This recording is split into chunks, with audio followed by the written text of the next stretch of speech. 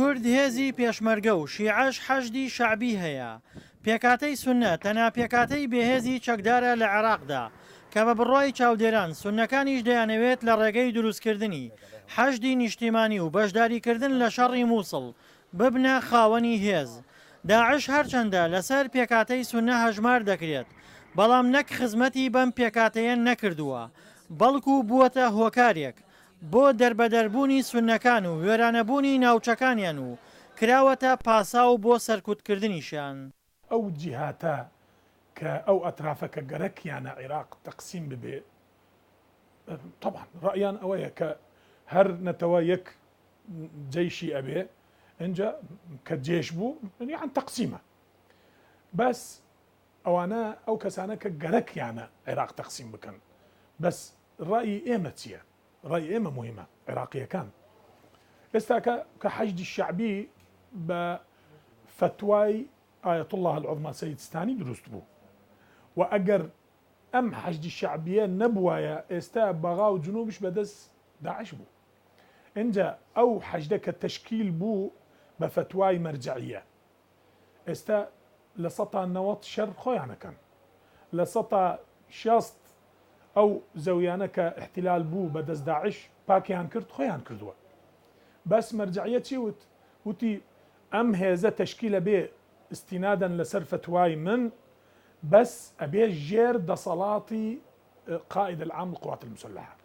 یەکلا بووەتەوە کە پێشمەرگە و حەشدی شەعبی هێزی تایبەت بە کورد و شیعەن لەو نێوەندەدا سوپای عێراق تاکە هێزە کە سوننەکان تێیدا بەشدارن، بەڵام ئەم سوپایە جگە لە لاوازیەکەی لەژێر کۆنتڕۆڵی شیعەشدایە. لەمڕۆدا حەشدی شەعبی پشتیوانیشی گەورە دەکرێت لەلایەن حکومەتی عێراقەوە و لە هەموو ڕوویەکەوە کەرەستەی بۆ دابین دەکرێت، خەریکە پێشبڕکێ لەگەڵ سوپای عێراقدا دەکات. بۆ بەهێزکردنی حەشدی شەعبی سەرەتا بەمەبەست سوپای عێراق پشتگوێ خرا. ئەمڕۆ هێزی حەشدی شەعبی و بوونی و ڕێخستنەکانی هەمووی لەسەر حسابی سوپای عێراقە. لەگەڵەوەشدا ئێمە وەکو عەرەبی سوننە دەمانەوێت بەشدار بین بە شێوەیەکی ڕاست و فعلی بۆ ئازادکردنی ناوچەکانمان. ئامانجی عەرەبی سوننە بەشداریکردنە، کورد و شیعە و تورکمانیش بەشدارن، تەنانەت تورکمان هێزی سەر بە حەشدی شەعبی هەیە. ماوەتەوە عەرەبی سوننە ئێمە تا ئێستا داوا دەکەین، بەڵام داواکەمان بۆ جێبەجێ نەکراوە. تا ئەم ساتە وەختەش هیچ داواکاریەک لە داواکاریەکان جێبەجێ ناکرێت و تا ئێستا گومان هەیە لە عەرەبی سوننە و بواری پێکێنانی هیچ یەکەیەکیشمان پێ نەدراوە. سوننەکانی عێراق پێشتر خاوەنی هێزەکانی سەحوە بوون کە لەلایەن ئەمریکاوە بۆ شەڕی ڕێکخراوی قاعیدە دروست کرا، بەڵام ئەم هێزە نەیتوانی ببێتە هێزێکی بەرگریکار لە سوننەکان و هەرزوو هەڵوەشایەوە. گومان لەوەدا نییە عێراق لەسەر زەوی ئێستا دابەش بووە و پێکاتەی سوننە لە عێراقدا ئێستا هەز بە پەرتەوازەیەکی زۆر دەکەن و ناوچەکانیان بەشێکی زۆری تا ئێستا لە ژێردەستی داعاشایە.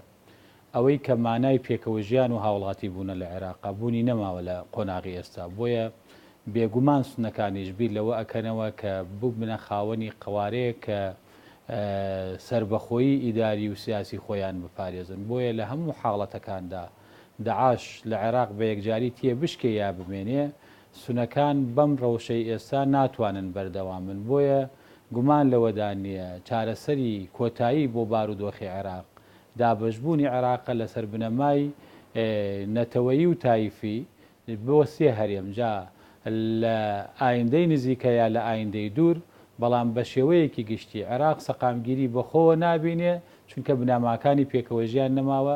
کورد کە خاوەنی هەرێمێکی سربەخۆیە پشگیری لە دابەشبوونی عێراق و دروستبوونی هەرێمی سوننەکان دەکات، بەڵام شیعەکان چەکدارکردنی سوننە و دروستبوونی هەرێمی نوێ ڕەت دەکەنەوە.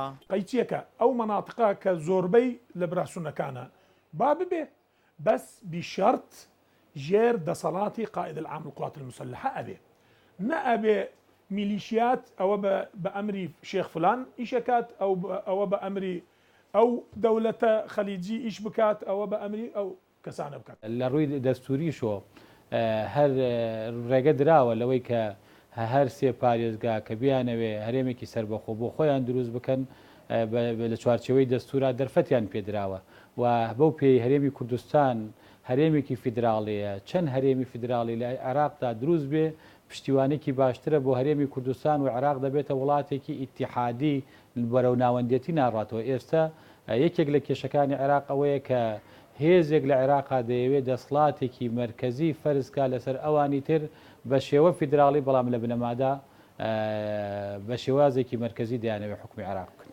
کێشمەکێشمی تایەفی لە عێراق بەردەوامە و وڵاتانی نێودەوڵەتیش جگە لەو پرۆژانەی بۆ دابەشبوونی عێراق ناوبەناو قسەی لەسەر دەکەن. هەنگاوی عملیان بۆ کۆتایی هێنان بەم کێشمەکێشانە نەناوە. دڵشاد ئەنوەر، دەنگی ئەمریکا، پارێزگای کەرکووک.